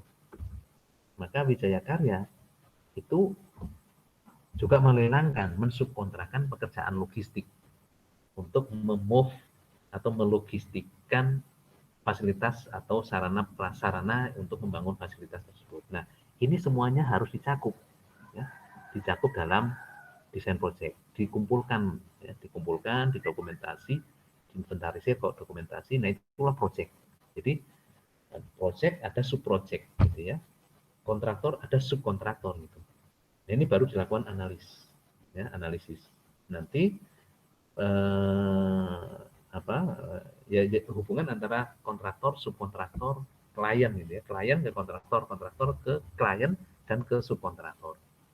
Dan nanti semua masing-masing nilai proyeknya sekian miliar, sekian ratus miliar misalnya kayak gitu ya, sekian ratus miliar. Nilai proyek, nah kalau di pos logistik itu juga proyek, bagi kami itu proyek logistik gitu ya. Kenapa proyek? Karena pekerjaan itu selesai sudah. Nah, kami menghitung nilainya itu ada sekitar dulu kalau nggak salah itu 70 miliar untuk pekerjaan logistiknya. Itu semua di cover dan harus masuk dalam apa jadwal dan biaya project gitu ya. Nah, ini analisis. Sementara kalau di Agile itu analisis dilakukan di awal-awal project. Nah, ini bedanya ya. Bedanya dengan pada saat kami membangun WMS, Warehouse Management System. Itu di awal-awal project kita sudah membuat kami menyusun user requirement spec-nya ya. Kemudian developer itu dari URS yang kita ajukan itu nanti mereka akan mendokumentasikan proses atau membuat desain dari sistem gitu ya. Kemudian desain itu nanti kita konsultasikan, kita diskusikan ini Pak, nanti kalau kebutuhan Bapak ini kita akan kembangkan seperti ini. Itu dilakukan di awal ya, dilakukan di awal sehingga kemungkinan gagal proyek secara skala besar itu sangat kecil kalau di Agile. Ya. Tidak jarang analisis dilakukan pada setiap iterasi ya, itu pasti ya. Analisis dilakukan setiap iterasi karena setiap iterasi, setiap penyelesaian sebuah sub pekerjaan atau sebuah proses atau subsistem itu pasti dikonsultasikan ya. Ada perubahan atau tidak, ada penambahan atau tidak, ada pengurangan atau tidak, atau ada incremental atau tidak. Itu dalam Agile. Dari sisi waktu, kalau waterfall itu lebih lama, kualitas sebanding ya.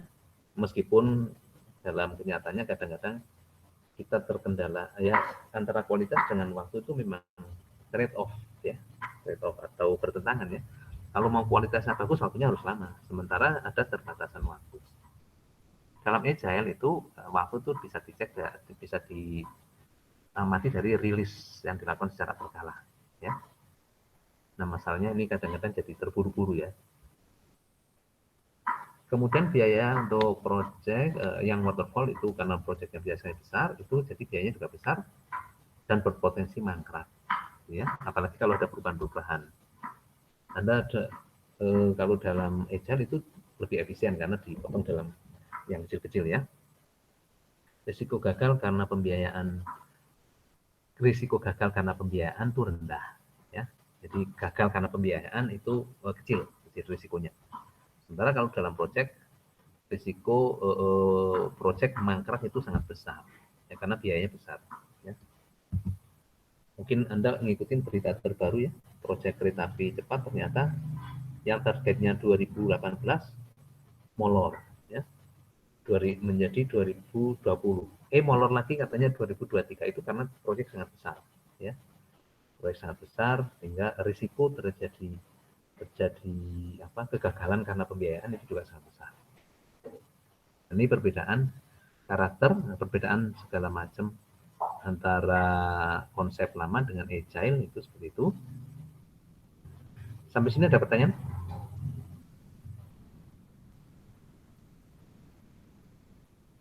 Belum, Pak. Belum? Oke. Yang lain? Bisa memahami ya? Bisa membayangkan?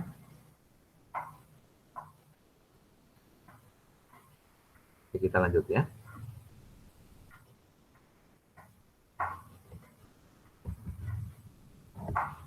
Nah, contoh-contoh, ini software ya.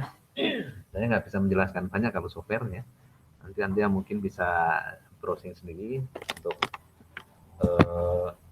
software yang berbasis pada prinsip atau metodologi agile. Ada misalnya ini yang disebut sebagai extreme programming atau XP. Nanti tanyakan ke teman-teman yang orang IT ya, atau sistem informasi ya.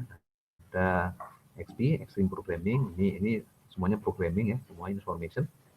Ada juga feature driven development (FDD). Ada juga dynamic system development method atau DSDM. Ada Crystal, ada rational unified process, ada agile modeling sendiri, ada adaptive software development, dan ada Scrum. Ya, Scrum nanti kita diskusikan karena Scrum ini sekarang sedang metode ini digunakan di Telkom Group. Saya dapat info seperti itu ya. Nanti kita diskusikan tentang Scrum. Nah, contoh misalnya menggunakan metodologi agile. Kita lihat ini ya, metodologi agile. Ini sudah saya set juga, coba kita cermati ya. Kita baca sebentar. Rancangan aplikasi kafe untuk efisiensi order menggunakan metode agile. Apa sih? Kalau dalam kita coba nyicipin ya, icip-icip. Kalau kita kan selama ini kan selalu jadi pengguna ya. Jadi pengguna, jadi kita customer ya. Kita require sistem yang kayak gini. Nah, kita coba icip-icip ya, menyelami apa sih yang dilakukan oleh teman-teman di IT untuk mengembangkan mengembangkan sistem berbasis agile. Ya. Sistem informasi. Kemudian pengembangan sistem dengan metode agile. Kita langsung ke masalah. Nah, pengembangan sistem dengan metode agile ini. Oke. Nah, ini tahapannya ada membuat time box planning, merencanakan secara konsep sistem baru yang akan dibangun. Ya, ada tahapannya ya. Kemudian ada iteration ya, iterasinya. Di sini ada desain, bangun, dan uji. Ya, tahap kedua ini kegiatan yang berulang. Kemudian ketiga, pengembang mulai memperkenalkan model yang akan diterapkan. Ya. Nanti dalam demonstrasi ini akan dilakukan evaluasi. Nanti ada user acceptance namanya ya. Setiap kali kita demo, setiap kali kita tes, nanti user ya, secara formal nanti ada taraf dari user accept gitu ya. Kalau belum ya belum ada apa. Nah, itu nanti ini nanti dalam hukum bisnis ya. Taraf itu sebagai tanda persetujuan. Jadi kalau misalnya klien atau user sudah paraf itu artinya sudah menyetujui ya. Kalau nanti dalam running itu ternyata user kok kayak gini loh, kan Bapak sudah oke, sudah tanda tangan. Nah, itu ranahnya hukum ya, hukum bisnis. Itu dalam setiap kali testing itu nanti harus ada user acceptance ya. Dan itu harus formal ya, harus formal. Nanti Anda kalau jadi konsultan juga seperti itu ya, ada user acceptance. User itu adalah customer. Oh, disetujui, tanda persetujuannya itu harus ada ya, harus di tanda tangan basah atau para basah. Kalau dulu istilah di lapangan di industri itu tanda tangan basah atau para basah ya. Kita biasanya lebih kuat tanda tangan sih kita. Tapi nanti kalau kita tuangkan dalam dokumen lembar per lembar atau halaman per halaman itu harus ada acceptance dari user. Kemudian ada retrospektif meeting ya, tahap akhir dalam pengembangan implementasi sesuai dengan user. Jadi semua testing yang sudah di-accept oleh user itu nanti akan kita jadikan sebagai dasar untuk pengembangan akhir atau finalisasi project. Ya. Perspektif user yang telah diterjemahkan pengembang dengan baik, ya, jadi artinya sudah ada acceptance, itu nanti akan kita jadikan sebagai dasar untuk delivery. Delivery itu artinya menyerahkan pekerjaan, ya, menyerahkan hasil dari pekerjaan. Yaitu kalau berupa sistem, ya sistem itu kita serahkan kepada user, ya, penyelesaian kontrak gitu ya. Kemudian implementasi ini dibuat seperti ini ya.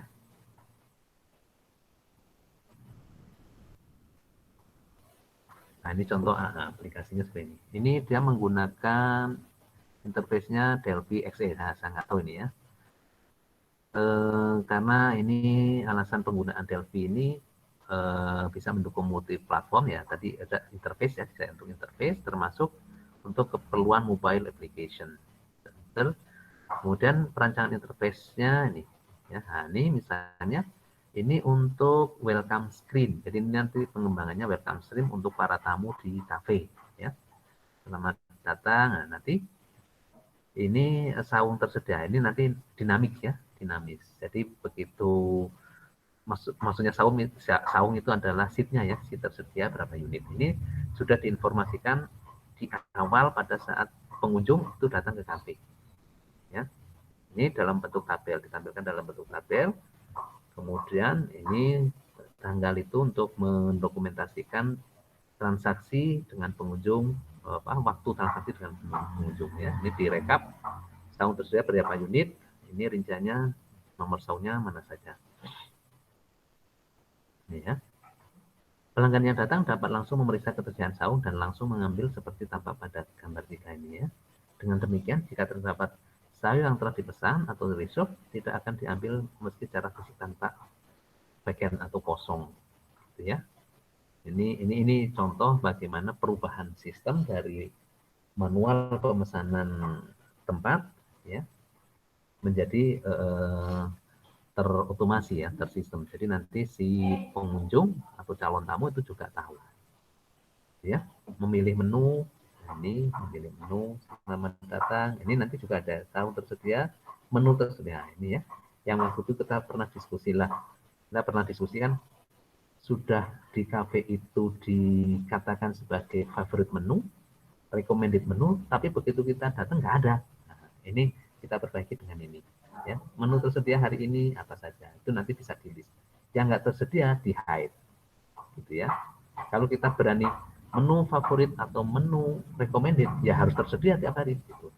Apakah mau ditampilkan di sini atau enggak? Ya terserah, nanti ini harus kerjasama dengan orang marketing.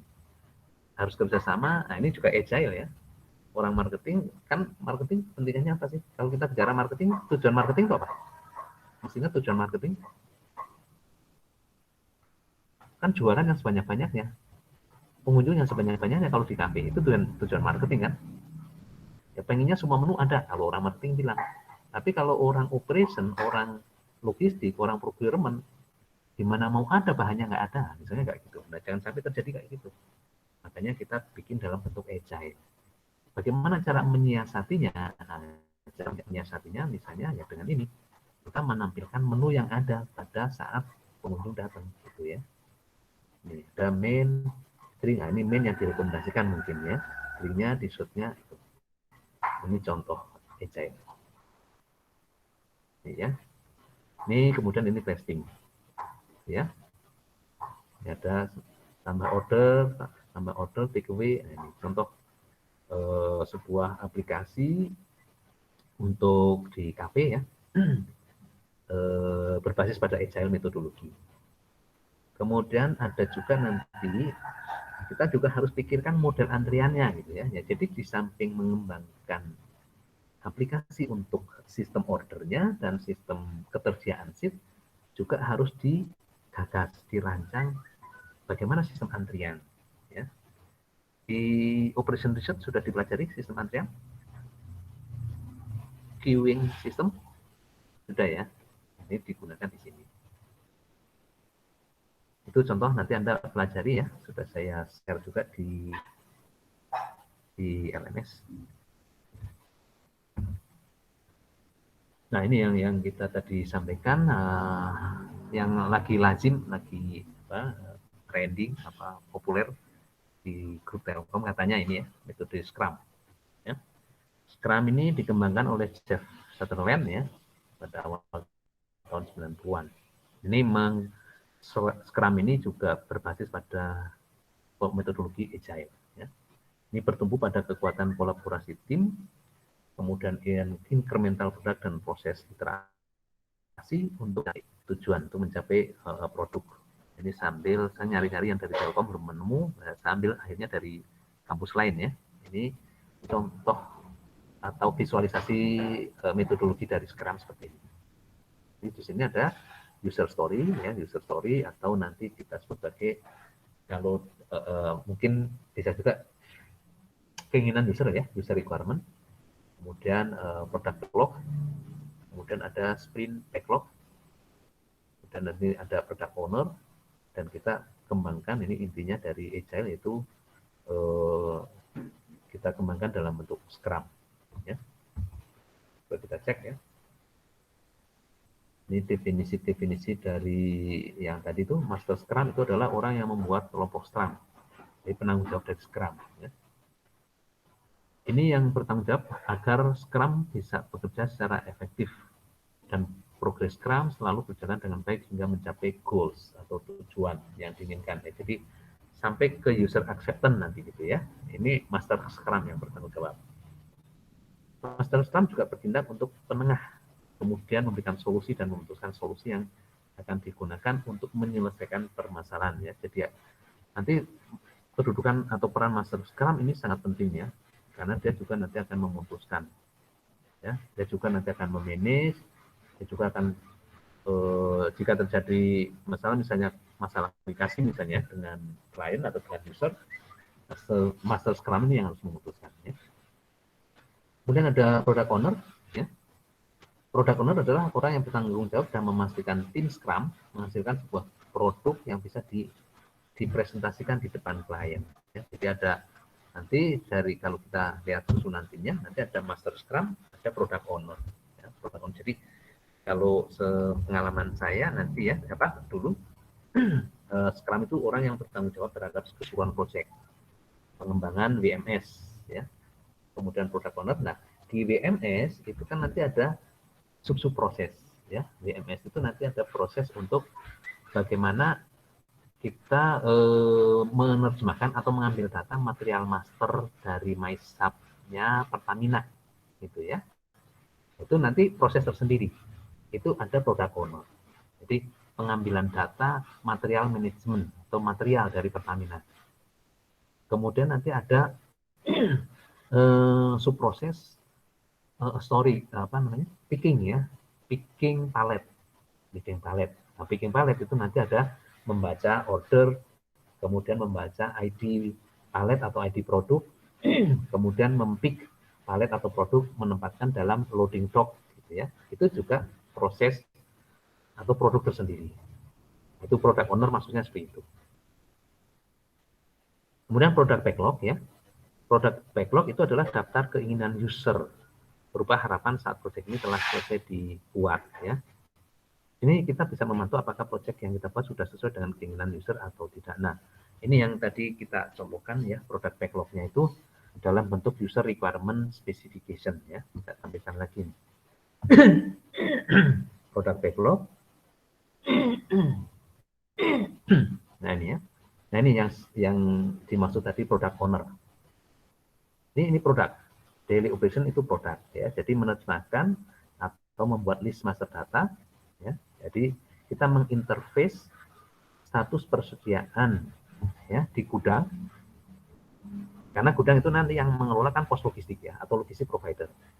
Kemudian kita akan interface-kan dengan data di MySub-nya PT Pertamina Lubrikian. Ya. Kemudian nanti ditransfer lagi ke data master di logistik provider. Nah, ini namanya produk. Ini nanti ada produk owner-nya. Ya. Sementara kalau ini produk backlog, ini keseluruhan. Ya. Produk backlog. Di produk backlog menjadi sub-sub seperti ini. Gitu ya. Itu produk backlog. Kemudian sprint backlog, hasil irisan pecahan dari produk backlog, di mana kita berpikir apa yang harus dikembangkan, yang harus kita selesaikan terlebih dahulu. Jadi sprint backlog. Jadi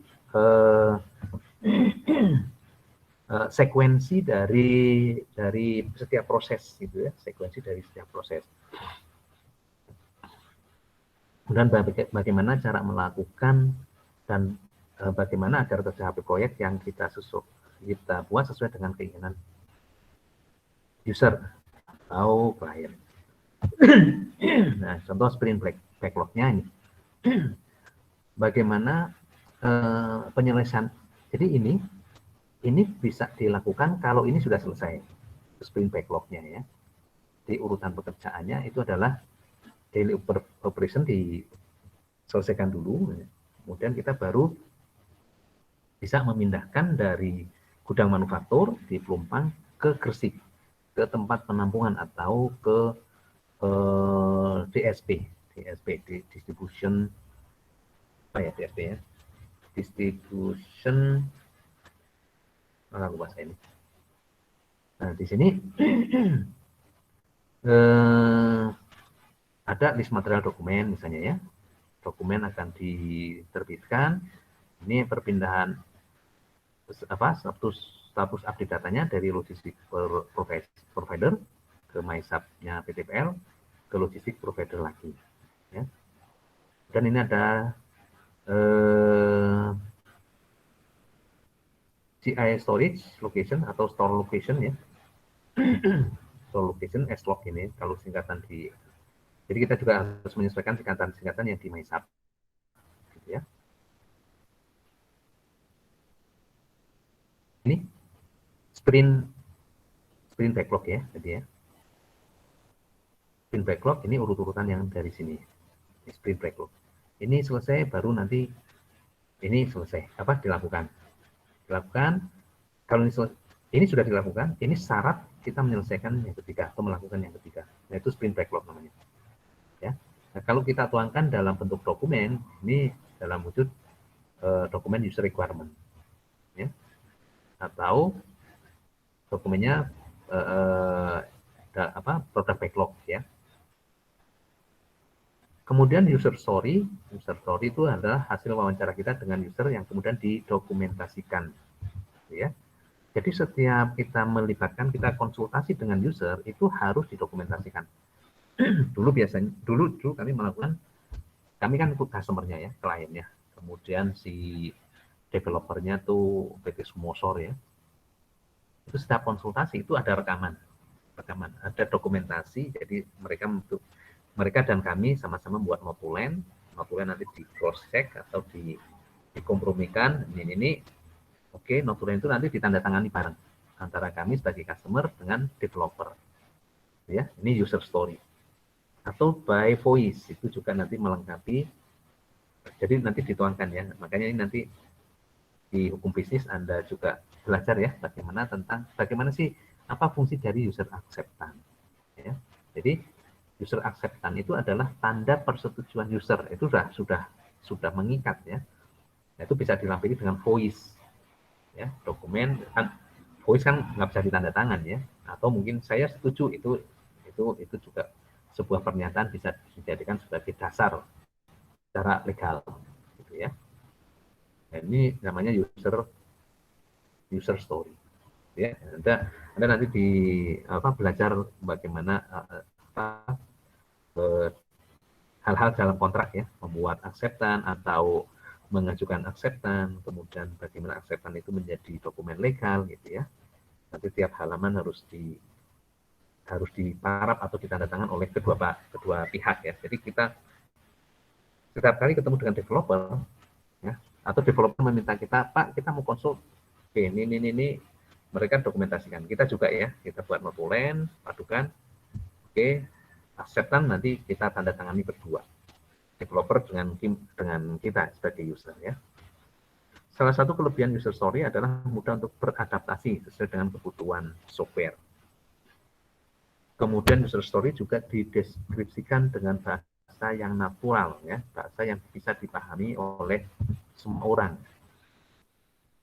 Nah, ya ini ya harus senatural mungkin. Jadi bahasanya bahasa bisnis ya, bukan bahasa IT. Ini tantangan bagi orang-orang IT ya, bagaimana menerjemahkan konsep-konsep atau dokumen-dokumen dari bahasa IT menjadi bahasa bisnis. Ini tantangan bagi developer.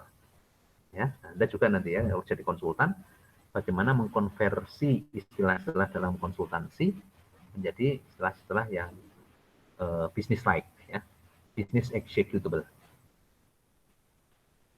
Prinsip Scrum ya, atau guideline Scrum. Oke.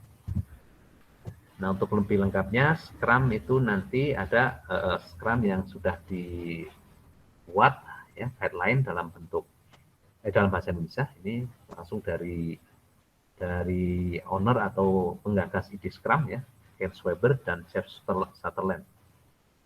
Ini nanti bisa Anda pelajari sebagai menambah knowledge Anda, kemudian nanti bisa Anda ambil contoh-contoh Scrum itu apa sih, realnya itu seperti apa gitu ya. Di sini ada teori Scrum, tata nilai, product owner bagaimana dan siapa dan bagaimana, development team itu seperti apa, Scrum Master itu siapa dan bagaimana. Kemudian kegiatan atau acara-acara Scrum ya, ada sprint planning, daily Scrum dan sebagainya. Ini ya. Ini metodologi dalam Scrum ya. Ada sprint, membatalkan sprint dan sebagainya. Sampai sini ada pertanyaan? Belum, Pak. Cukup? Cukup. Oke. Kalau tidak ada pertanyaan, kita akan akhiri kuliah kita. Seperti biasa, saya bikin ini dulu ya, presensinya dulu. Iya, Pak. Sebentar, rekamannya kita close dulu.